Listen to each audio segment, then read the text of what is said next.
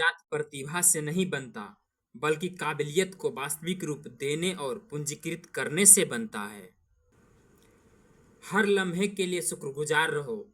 अपनी महत्वाकांक्षाएं को लेकर शर्म ना करो।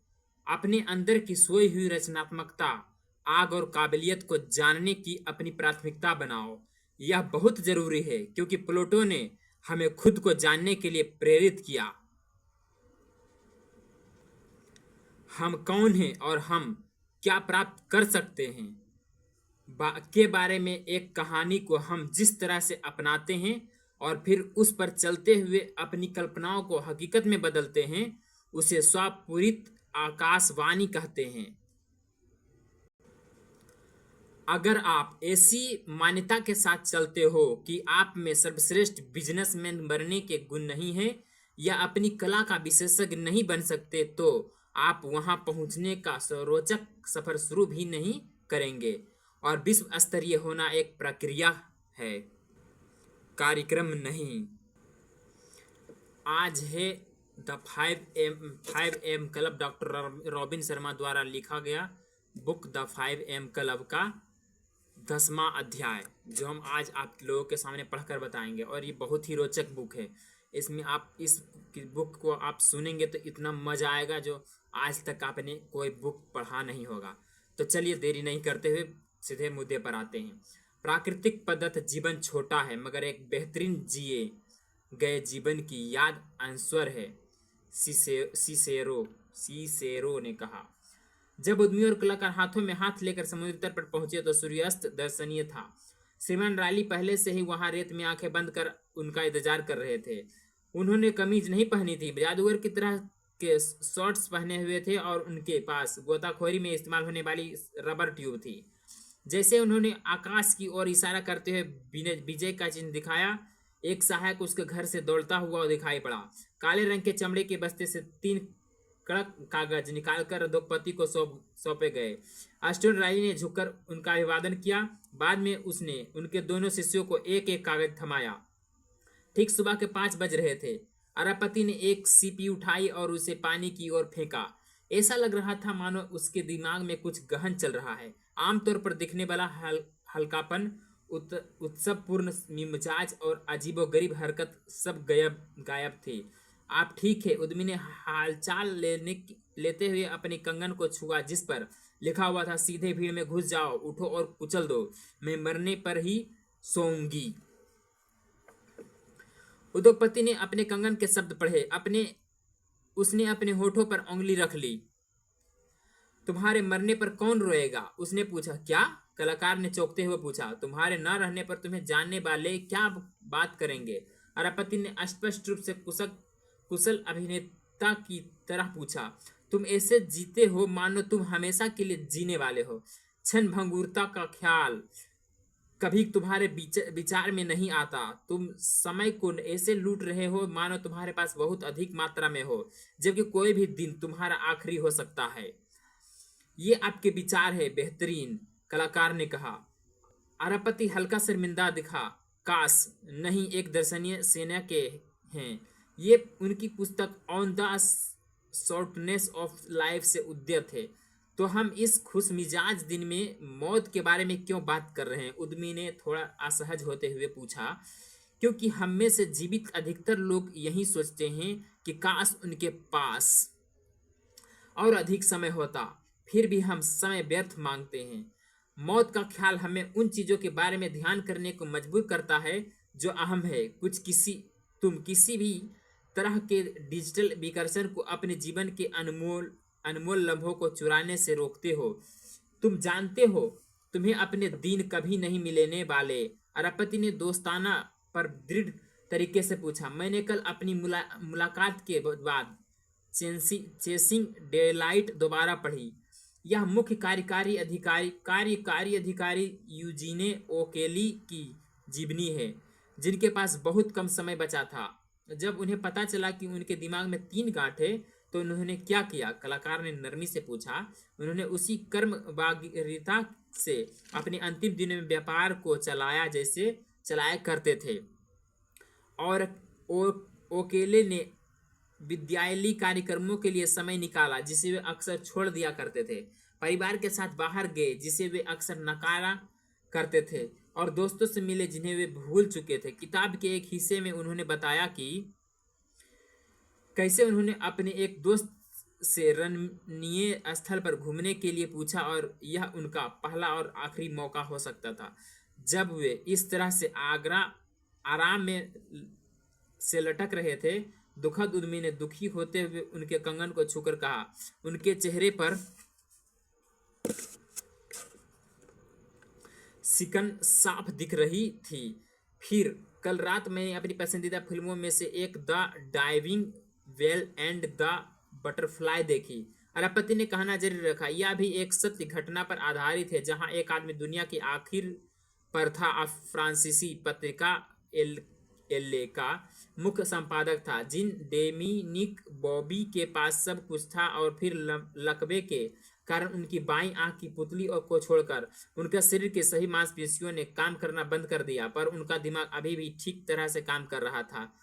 पर यह ऐसा था जैसे उनका शरीर किसी छलांग लगाने योग्य कुएं में कैद हो, बिल्कुल लकवाग्रस्त। दुखद कलाकार ने अपने सहकर्मी के स्वर को गुंजायमान किया। इसे समझो, श्रीमान रायली ने जोड़ा। इनके पुनर्वास चिकित्सक ने उन्हें संचार की एक नई प्रतिक्रिया सिखाई जिसे साइलेंट लैंग्वेज कहते हैं, जिसमें आंखों की पुतलियां को झपकाकर अक्षर बनाए जाते हैं। और इसकी मदद से उन्होंने उनके अनुभवों और जीवन के महत्वपूर्ण अर्थ पर एक किताब लिखी, जिन्हें 20 लाख बार पुतलियां झपकानी पड़ी, पर उन्होंने किताब पूरी की। गजब। मेरे पास शिकायत के लिए कुछ भी नहीं, उद्यमी ने धीरे से कहा। किताब छपने के तुरंत बाद ही उनका निधन हो गया। अरबपति जारी रहा, पर जो बात मैं कहना चाह रहा हूं वह यह है कि जीवन बहुत कमजोर है। ऐसे भी लोग हैं जो आज उठकर, नहाकर, कपड़े पहनकर, कॉफी पीकर, अपना नाश्ता करके कार्यालय की ओर जाएंगे और किसी दुर्घटना का शिकार हो जाएंगे। यही जीवन है। इसलिए मैं तुम दोनों को सुझाव देना चाहता हूं कि कोई भी चीज जो तुम्हें तुम्हारी प्राकृतिक कुशलता को व्यक्त करने में मदद करती है उसे मत टालो। जैसे तुम्हें सही लिए लगे जियो और रोज होने वाले चमत्कारों के प्रति सजग रहो। मैं आपको समझ रहा हूँ। कलाकार ने अपनी पानामा टोपी में लटों को बांधते हुए टिप्पणी की। मैं भी, उद्यमी ने विनम्रता से कहा। हर लम्हे के लिए शुक्रगुजार रहो। अपनी महत्वाकांक्षा को लेकर शर्म ना करो।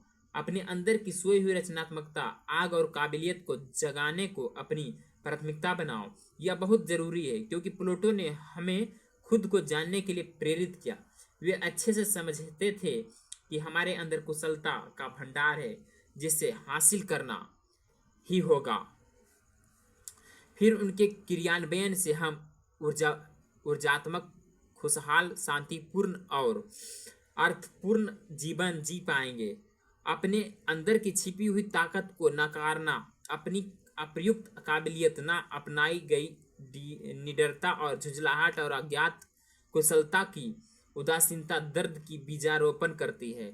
एक पतंग उड़ाने वाला वहां से गुजरा। एक गिलहरी नुमा मछली एक का झुंड पानी में गुजरा। इसी के साथ हम उस पर आते हैं जो मैं आज तुम लोगों को दिखाना चाहता हूँ। कृपया अपने कागज के पन्ने को देखो। अरबपति ने निर्देश दिया। यह प्रशिक्षण प्रतिमान दोनों छात्रों ने देखा। इतिहास रचयिताओं के 4 केंद्र बिंदु। ये है 4 केंद्र बिंदु। पहला, बौद्धिकता का पूंजीकरण। दूसरा, विकर्षण से मुक्ति। तीसरा, निजी कुशलता का अभ्यास। चौथा, दिनों का ढेर लगाना। इतिहास रचयिताओं का प्रथम केंद्र बिंदु बौद्धिक का पूंजीकरण। जेम्स फलियन द्वारा विकसित पूंजीकरण के सिद्धांत को अरबपति ने समझाया। जो अंतर्दृष्टि उन्होंने प्राप्त की वह यह थी कि कोई दिग्गज अदाकार जन्मजात प्रतिभा से नहीं बनता, बल्कि काबिलियत को वास्तविक रूप देने और पूंजीकृत करने से बनता है। दुनिया के बहुत से बेहतरीन खिलाड़ियों के पास श्रीमान रायली ने अवलोकित किया, उनके प्रतिस्पर्धी से कम काबिलियत थी, पर अपनी असाधारण लगन, प्रतिबद्धता और सर्वोच्च तक पहुंचने की ललक ने उन्हें आदर्श बनाया। किसी लड़ाई में प्रतिद्वंदी का कद मायने नहीं रखता, मायने रखता है कि प्रतिद्वंदी के मन में लड़ाई की अहमियत क्या है। अरबपति ने अपने तरासे हुए जिस्म पर हाथ फेरते हुए कहा, जादूगर ने मुझे शुरू में ही सिखा दिया था कि प्रातः 5 के दल से जुड़कर अपनी प्रतिभा को निखारने का, अपने लिए समय निकालने का और अपने दिन को बेशकीमती बनाने का मेरे पास काफी मौका होता है। उन्होंने मुझे यह समझने में मदद की कि सफल लोग अपनी सुबह का बेहतर इस्तेमाल करते हैं। मेरे पास अभी कभी भी अपने लिए समय नहीं था। उद्यमी ने अंतक्षेप किया, मैं हमेशा व्यस्त रही। उसने दोहराया, मुझे अगर सुबह अपनी ऊर्जा का पुनर्संचार करने का और कुछ ऐसा करने का अवसर मिले जिससे मैं अधिक खुशहाल और बेहतर इंसान बन सकूं तो मैं वह करना पसंद करूंगी। बिल्कुल, अरबपति ने उल्लेख किया, हम में से बहुत से लोग समय की कमी से भरा जीवन बिताते हैं। हमें प्रतिदिन कम से कम 1 घंटा चाहिए ताकि हम अधिक स्वस्थ, विकसित और शांतिपूर्ण बन सके। सुबह 5 बजे उठना और फिर 20-20-20 के मंत्र का पालन करने से, जिसे अभी आप सीखेंगे, आपको एक बेहतरीन शुरुआत मिलेगी। आप दिन के नियंत्रण में रहने के बजाय अत्यधिक गतिशील रहेंगे। आपको अनदेखी ऊर्जा का आभास होगा। आपको मिलने वाली खुशी आपके होश उड़ा देगी और आपकी निजी स्वतंत्रता का भाव दहाड़ रहा होगा। श्रीमान रायली ने फिर पलटकर अपनी पीठ पर टैटू दिखाया। उस पर फ्रांसीसी दार्शनिक अल्बर्ट कैम्स की सूक्ति थी, बंधन युक्त दुनिया से मुकाबला करने का एकमात्र रास्ता इतना मुक्त हो जाना है कि अपना अस्तित्व बगावत की क्रिया बन जाए। इन शब्दों के नीचे आग की लपटों से निकलते फिनिक्स पक्षी का चित्र था। यह बिल्कुल ऐसा दिख रहा था जैसा आपको इस चित्र में दिख रहा है। मुझे इसकी बहुत जरूरत है, उद्यमी ने कहा। मुझे पता है कि यदि सुबह मुझे खुद के लिए कुछ समय मिल जाए तो मेरी आत्म उत्पादकता, उदारता और मन शांति मुझसे बहुत हद तक सुधर जाएगी। मेरी भी, कलाकार ने कहा। उसके लिए 1 घंटे का समय मेरी कला के साथ मेरी जिंदगी का भी पूरा खेल बदल देगा। जादूगर ने मुझे बहुत पहले ही अपने जीवन के पहले 60 मिनट, जिसे वे जीत का पहर कहते थे, अपने बेहतर स्वयं निर्माण के लिए देने की शिक्षा दी थी। उन्होंने मुझसे वादा किया कि यह मुझे महाकाय स्पर्धात्मक लाभ देगा, जिसके बारे में हमने कल चर्चा की थी, और इसकी नींव पर मैं रचनात्मकता, पैसे, खुशी और मानवता की मदद हेतु साम्राज्य स्थापित कर सकता हूं। मैं कहना चाहूंगा कि वह बिल्कुल सही था। खैर, अरबपति ने चहकते हुए कहा, वापस पूंजीकरण के सिद्धांत और वैदिकता के महत्व को खोजते हुए आपको दिए गए प्रमुख उपहारों पर वापस आते हैं। हम में से बहुत से लोग इस भ्रम में जीते हैं कि असाधारण लोग दूसरी मिट्टी के बने हुए हैं और उन्हें दिव्य आशीर्वाद प्राप्त है, पर ऐसा नहीं। अरबपति ने अवलोकन किया, प्रतिबद्धता और अनुशासन हर हफ्ते कुशलता और प्राकृतिक पद्धत उपहारों को पछाड़ते हैं, और सभी शीर्ष खिलाड़ी भाग्यशाली नहीं होते, वे भाग्य निर्माण करते हैं। हर बार जब आप एक इच्छा को दबाते हैं और अनुकूल को बढ़ावा देते हैं, तब आप नकारात्मक को मजबूत करते हैं। एक बार जब आप सरल के बजाय सही का चुनाव करते हैं, आप अपनी स्थिति को दिग्गज की तरह मजबूत करते हैं।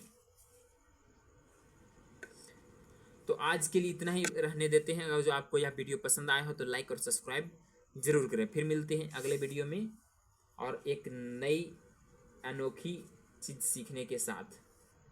तब तक के लिए धन्यवाद। अपना ख्याल रखिएगा।